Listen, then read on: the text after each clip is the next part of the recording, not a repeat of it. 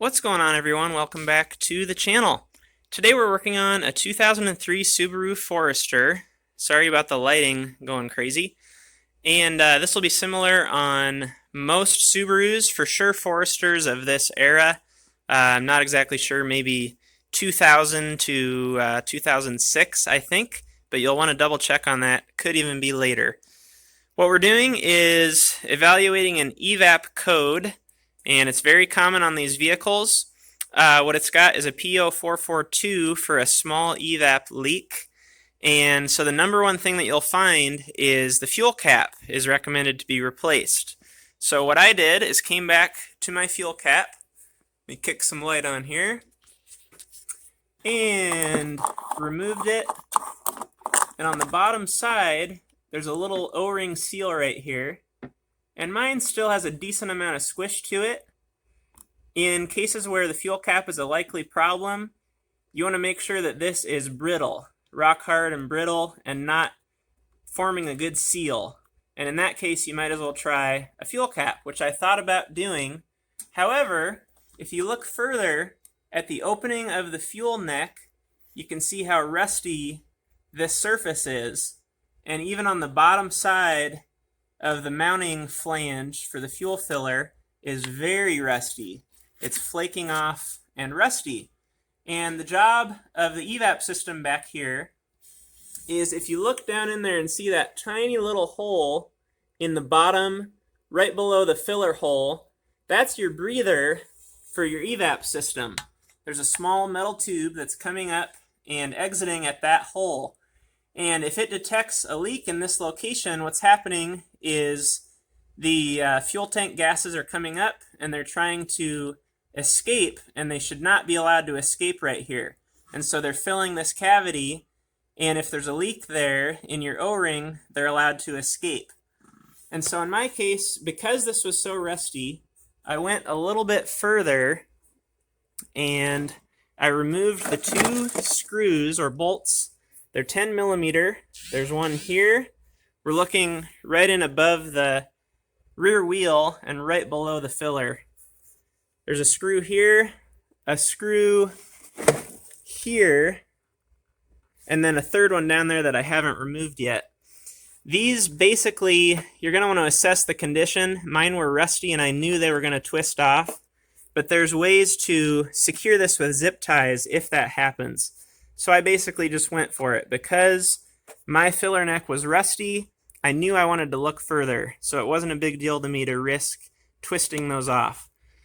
So I twisted those two screws off and pulled this down, and I'm sure glad I did, because look at how rusty our main filler is. That is just crazy. And then up to the right there is that breather hose, and that metal elbow is just complete rust. So I bet you if I were to start this vehicle up and spray soapy water on any of these surfaces, primarily right up in here, we'd see bubbles. And I'm not going to do that because I know this is bad enough to be replaced regardless if this is our leak or not. This is very, very rusty. So we're going to go ahead and replace it today and clear our code, and we'll see what happens. But I want this video to be about how to replace your filler neck. I don't want it to be about how to diagnose and repair a P0442. So I'm going to exclude that from the title, and this will be strictly for replacing your fuel filler neck. So what we're going to do, first step, is to pull this cover down. I'm actually going to jack up the rear of the vehicle, and I've already done that, and remove my rear tire next.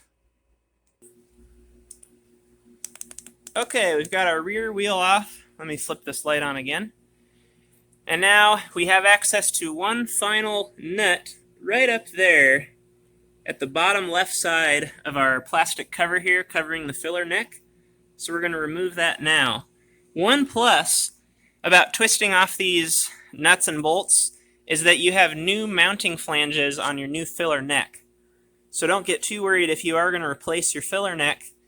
You'll be able to replace these screws in new holes as well. So I'm going to go ahead and remove this final 10 millimeter right up here. Sure enough, that bolt did twist off, not a big deal. Now we're able to just pull our plastic cover out of the way. Next thing we're going to do is try and soak any of these bolts that we're going to remove if possible.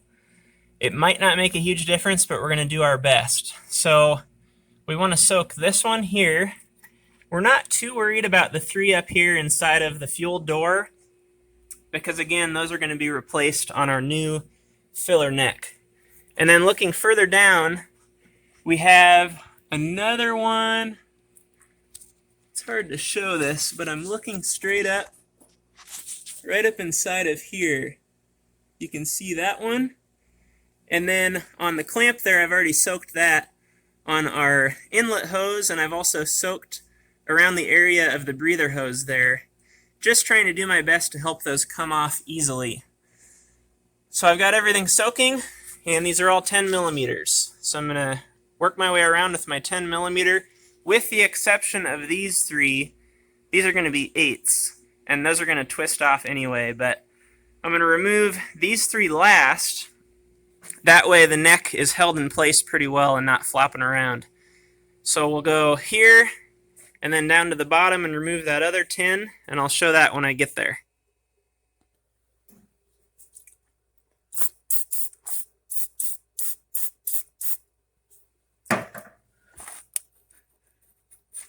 This is almost certainly going to twist off.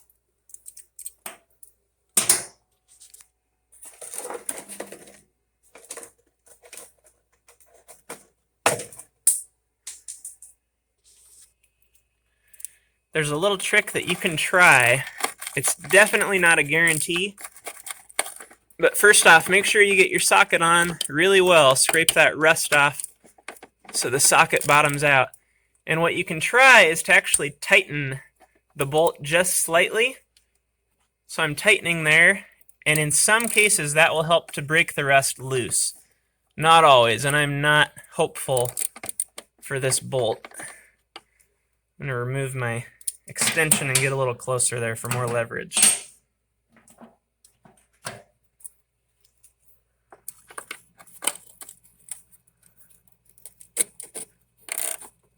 It actually feels hopeful so far. You can kind of tell if a bolt's going to break, and it doesn't really make much difference. If it's going to break, then that's what's going to happen. But if you turn it and it immediately gets loose, it's pretty sure going to break. With this one, it's tight, but it's consistently tight. I'm not feeling any weird, all of a sudden, loss of tightness. So I'm going to get this out, be right back. Here's our new filler neck. This is a precision part number FF669. Confirm that. Yep, FF669. And it's good with any component replacement to take a look at the new one as you're removing the old one, because that'll help you to identify bolt locations and what all's getting replaced. For example, all these hoses, I wouldn't have necessarily known where these were attached or that these were included without looking at the new ones. So that'll help save some time. We can look here at one bolt location up at the top. That one's already twisted off. We've got another hole right here, and that's holding some sort of a valve or sensor, which looks like it's just going to come with us, and we'll likely replace that. I'll show you that when we get there. Working our way down, we've got 2 holes here. One of those twisted off. One of those we've got removed in the middle, and then the other one is just looks like a threaded hole that was unused. So that's good, we'll leave that alone. And then working further down, we've got the nut that twisted off right there, and that one other spot I was going to show you from underneath. And then we'll just disconnect, looks like 1, 2, 3, 4 hoses, and this will all be from underneath. So I'm going to raise the car up a little higher, and I'll see you under there. We're under the car now, and I'm looking towards the front. There's the differential, and here's the area we're working in. And I want to show you these 2 questionable mounting locations that we weren't sure of. One of them is this nut right here, and that's just holding on a bracket for this breather line. On our new one, the breather line stays and the bracket moves. So all we need to do is get that bracket off once the filler neck is off. We don't have to hassle with it right now. So we'll leave that alone. The other one is right above that point, right up there. And all that is a plastic clip holding some more evap hoses in place. So we're just going to squeeze the tabs of that clip on each side and push it up. That's all we need to do there. And that should be it, other than disconnecting our 4 hose locations. So I'm going to go ahead and squeeze that tab. I'm going to loosen up my clamp here on the main filler. And then it looks like we've got one hose right there. We're going to remove that hose. And then our other 2 are here. And those are further up and around the side. So those will be easier from the outside coming in from where the wheel's at. Here's my setup on the filler clamp. I've just got a 6-inch extension on my quarter drive ratchet with a 10mm, and that loosened up nicely. I went far enough so that the clamp moves on the hose, and that should be plenty. So we're done there. And now all we need to do is squeeze that plastic clip and push those hoses up. For this, I'm using my 45-degree long reach needle nose. I'm just going to give it a little squeeze. Try my best to show this so you can actually see it.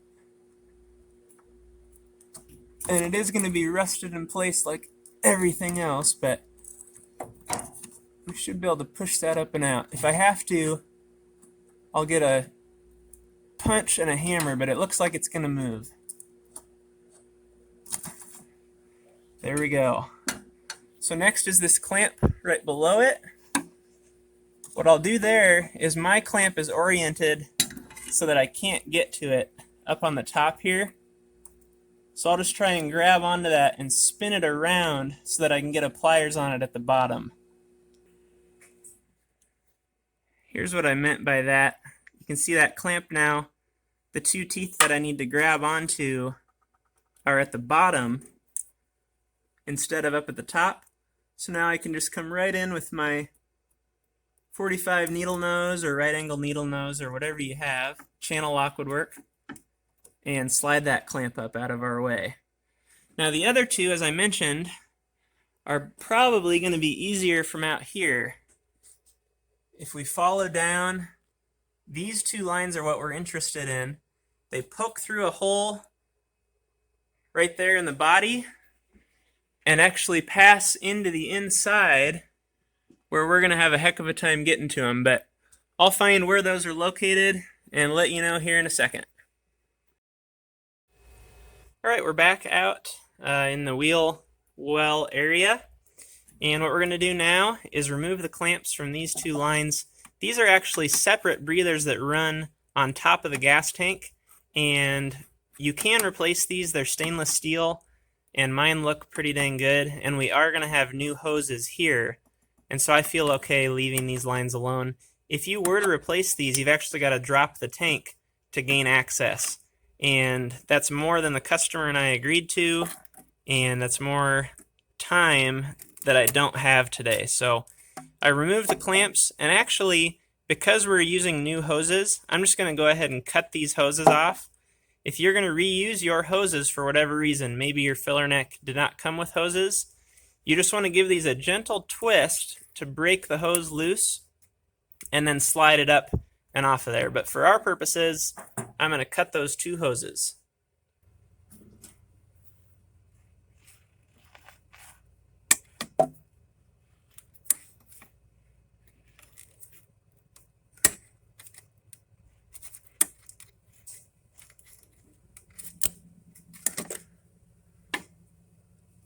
Should have grabbed a bigger cutters, apparently.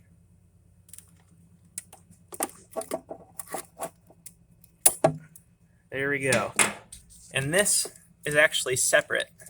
So we're just going to set that aside, and we'll just slice these 2 off with a razor blade in a second. Okay, finally, we're going to go back up top inside of our filler door, And with an 8mm on a 1/4" drive ratchet, which I have to grab here, we will twist off our 3 screws. Try and show this best I can.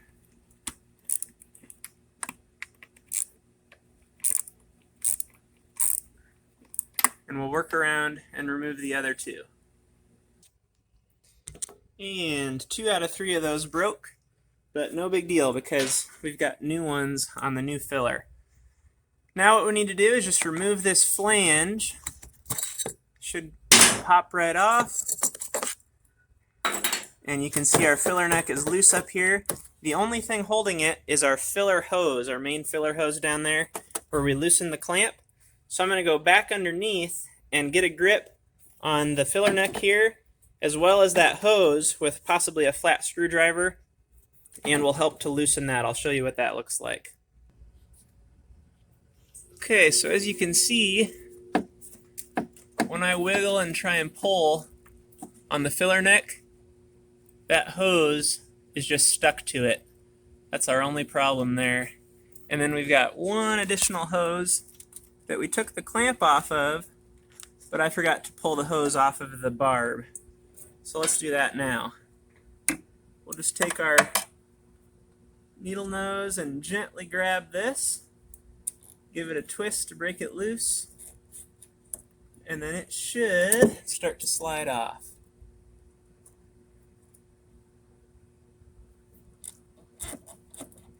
Want to be very careful on any hoses that are not being replaced, that we don't damage those. Alright, so there's that. And finally up here on the filler neck, I'm just going to take a long flat screwdriver and give a little pry on each side of that hose and try to break the rust loose.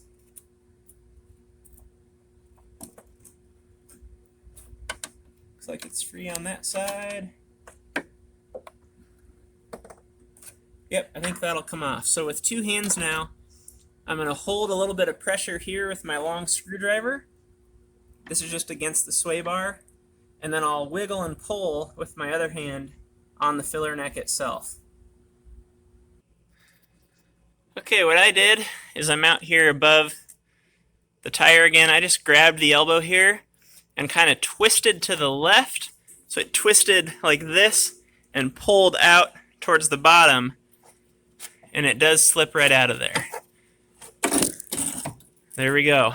There's our whole filler neck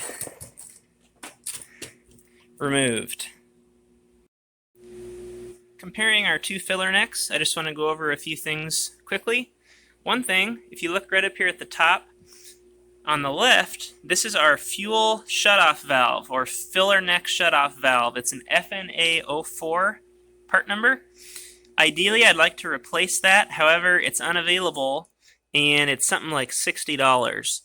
And so I don't believe this customer has had any trouble with filling the tank, and what you hear a lot of where you've got to have the trigger just right to get it to fill, or it fills slowly or has issues like that.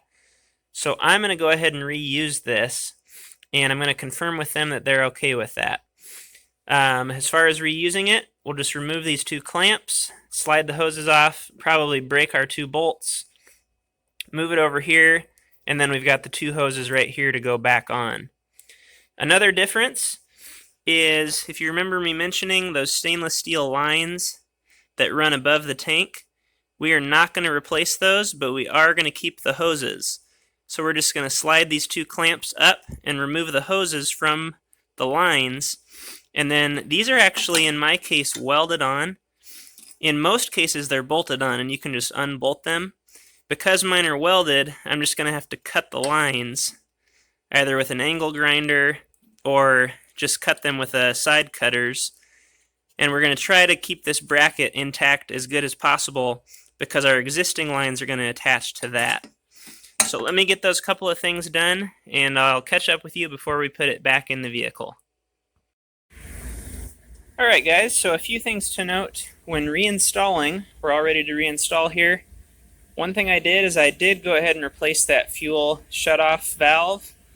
That's what the customer wanted. I used two 1024 screws with a nylon lock nut. You can see that. You just stick the screw through from the back side and put the nut on and tighten it down. Make sure to match up your hoses in the direction they go. If you see there how that is, that's how the original is.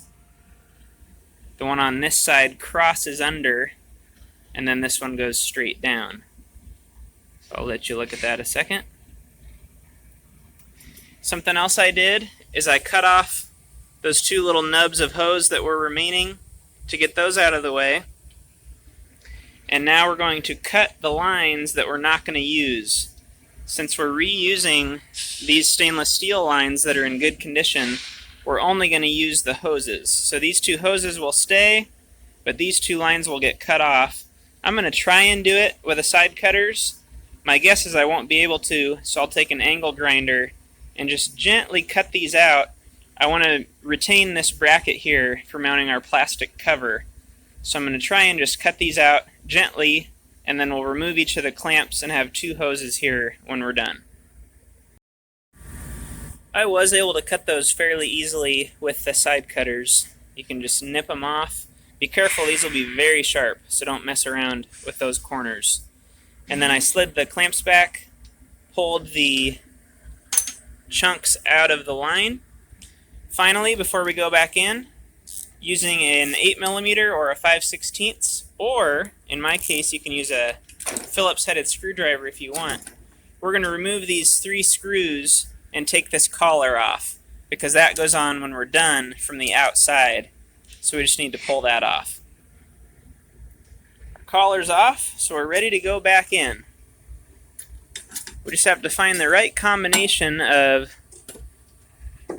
feeding this down in here, whether we start the fuel hose on the bottom first or we start it up top first. I'm going to say we at least want to dip down and around the sway bar. So what I've done here is just curled it upside down to get under the sway bar, and then I can turn it around in the direction it's meant to go. And I'm going to go ahead and feed it up into its hole here. You can see there I'm starting it up top, and I'm just about in the right spot to start it underneath into the filler hose, right there. So I'm just going to stick it into the filler hose and then come back up top and secure it to hold it in place while we get all of our mounting bolts and our lines secured. I went ahead and came around under the car and put a little bit of WD-40 on our filler neck in order to get it slid in to the filler hose there. I'll get you some light so you can see. Well, I thought I would. Also, make sure you put your hose clamp on before you slide it in. You're going to need that. So I just slid it over the pipe out of my way so it's there. I'm not going to tighten it up yet because I want to go back around the side and get things locked in, and then we'll come back and tighten that hose. While I'm here, I also went ahead and slid this hose on and put the clamp in place. Back around the outside, I've just slid the collar on up inside the fuel door, and you're going to put it on with the flat side at the top. And in my case, I'm actually using the square holes. Those are what line up with the 3 mounting bolts. There are round holes that the screws were originally in the packaging, but in my case it's the square holes. I ran into something interesting here. This little bit of bracket that our old lines attached to that we cut off, I actually had to remove the bracket itself because, as you can see, it's duplicated on our existing lines. And we're going to see what happens. Right now I've just got my lines attached, and they can only go one way. There's a large line on a large pipe and then a smaller line on the smaller one. This is strictly a mounting point for our plastic cover, and I will let you know when I put that cover on how things line up. I take that back. I misspoke. It's not a mounting point for the cover. This is for the cover, What this is on the old filler neck, you can see here, was strictly to mount the pipes to the filler neck for security, just to hold them in place. So what I've done is just added a zip tie through this existing hole around the pipe itself to help hold that in place. So next we can just slide up our plastic cover. This will fit in here. Actually go down and around the bottom first. And then we'll tuck it up in here. And we should have 3 mounting points. We've got one right there, one up top, and then that one that slides over a stud on the bottom with a nut. And I need to get some hardware because my other stuff broke. So we're going to put in probably a big washer with a bolt on each of these locations. Alright, this is it guys, finishing things up real quickly. We got 2 new bolts installed that I found in my bolt bin, one there and there, and then that nut right there. So those are the 3 pieces of hardware holding that cover on. And the final step was to come underneath again, tighten up our inlet hose clamp right there, and then I simply slid that locking tab on those 2 hoses down into the little spot right here just to hold it in place. And that's it. I'm going to throw the wheel back on, order myself a new fuel cap, and this job is complete. So hopefully you found this video helpful. Thanks very much for watching. If you have any questions, you can let me know down in the comments. Otherwise, like and subscribe as always, and I'll see you guys on the next video.